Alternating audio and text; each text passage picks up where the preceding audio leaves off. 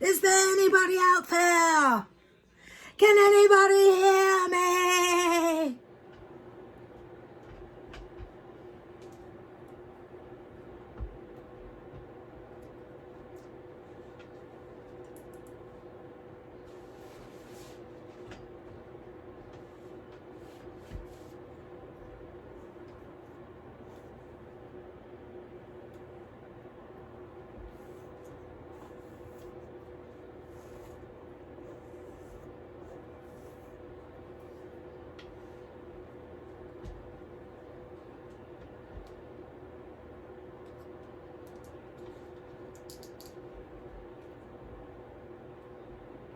Sometimes I forget to put my mic on. I like doing my classes better with the mic on. I don't like when it sounds like I'm far away. I prefer to have my mic in there. So what I'm doing right now is I'm sectioning her hair into 4 sections. And the only reason why I'm doing this is just to kind of give you a visual on, and she's being difficult today with the draping and with moving her head. It's just crazy. But just to give you a visual of how you would do a strand test if you were doing a hair coloring procedure.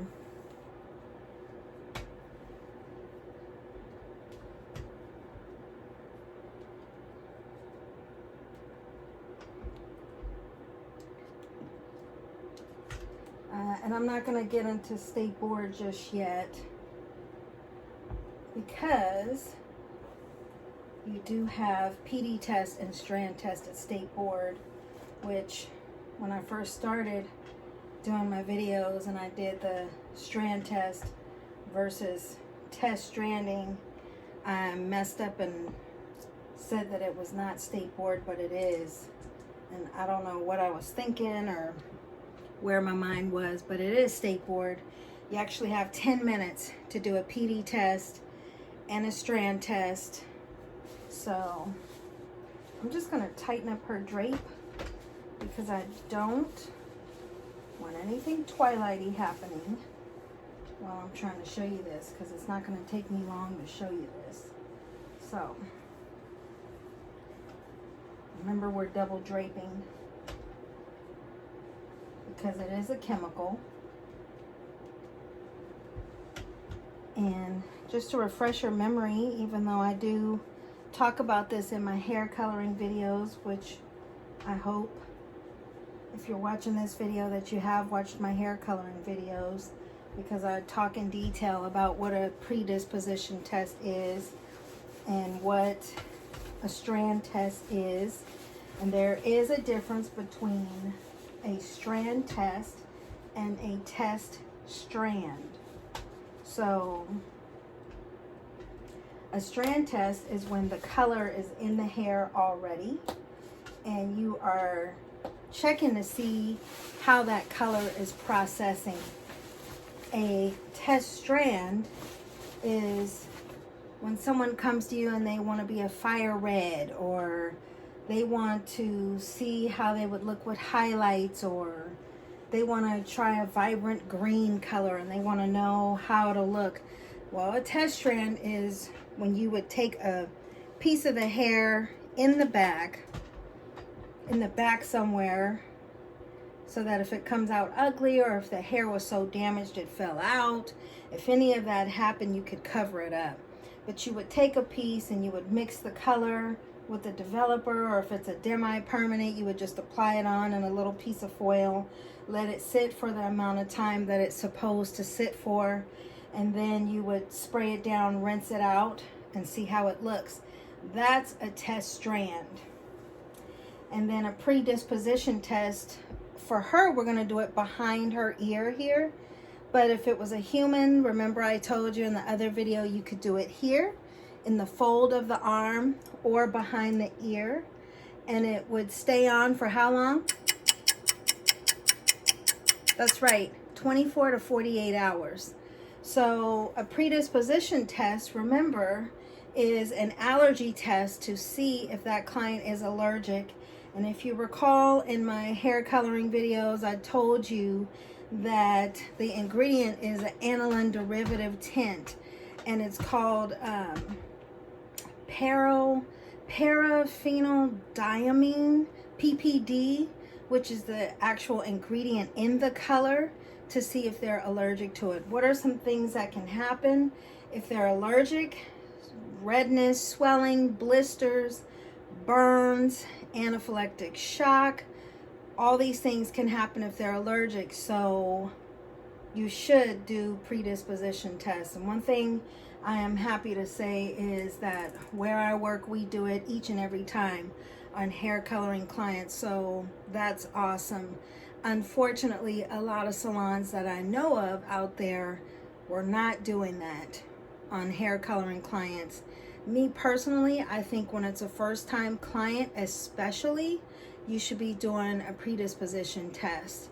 And if they're going to switch the color, you probably should be doing a predisposition test. So I'm going to get started here.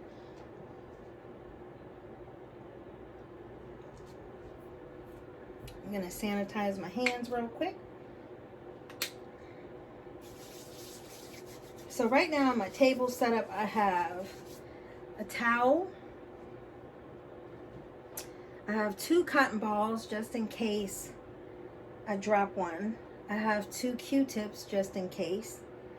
My all-purpose comb that I did my sections with. My tint brush. My tint bowl. Spray bottle. And gloves.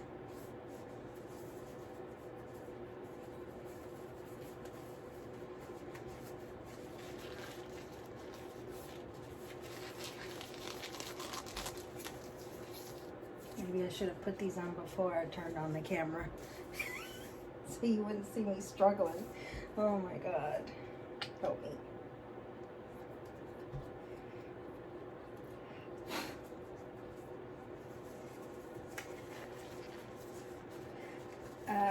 Well, while we're on that subject too of me putting on gloves and you're watching me struggle, one little tip I would tell you, even though I'm not right now physically doing the state board procedure on how you would do this at state board, but a little side note is when you're doing this, you should put a little dab, like less than the size of a dime, of hand sanitizer before you put your gloves on, because if you don't and you put too much, you're going to struggle putting those gloves on. Shaving cream.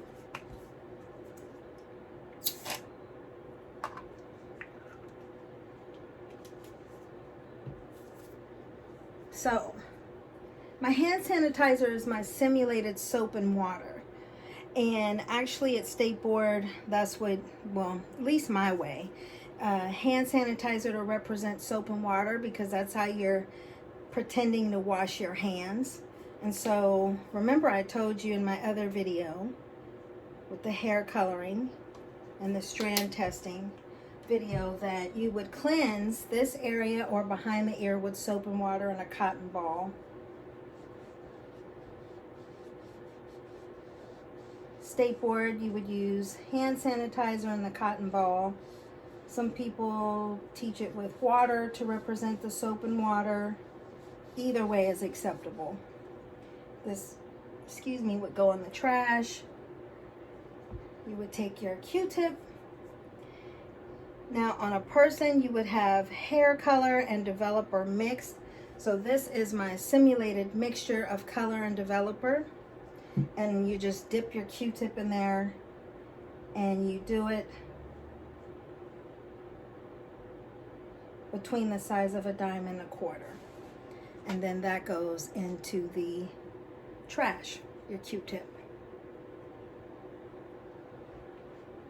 Now a strand test, I'm just going to pretend here that I did a color procedure, right? So let's say we did a virgin tint to darken, which I do plan on doing that video soon. And so let's say I did all 4 sections. And let's say color was on here. And now remember, I'm not talking state board because there is a way to do it for state board. But I'm just gonna apply some color here really quick. Now when you're doing a strand test on a client, you've already colored her hair, right?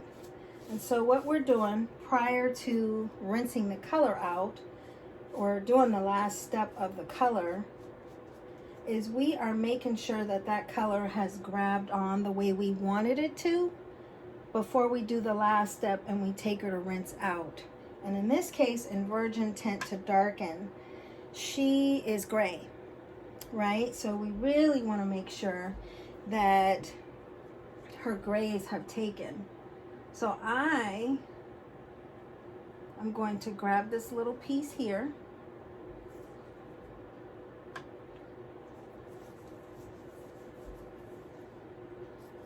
Hold on, let me lean our head over just a little bit.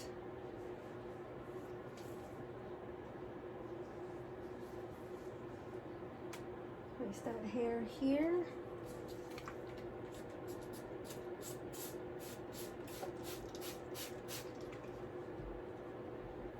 Use a spray bottle. And the only reason why I demonstrated it with a towel is because when you're doing a real client, you really would do it with a towel. So I am wiping the color off. I'm spreading that strand open just to look in between to see how it grabbed onto her hair. And that's it. And if it looks good, then I reapply. And then in this case, I would go back, start subsection in the hair, and then I would do my last step of that color procedure. And that's it, guys. So hopefully you learned something. God bless you guys, and thank you so much for subscribing to this channel, for watching the videos, and I truly hope you learned. All right, bye. Get in here, you wild buck.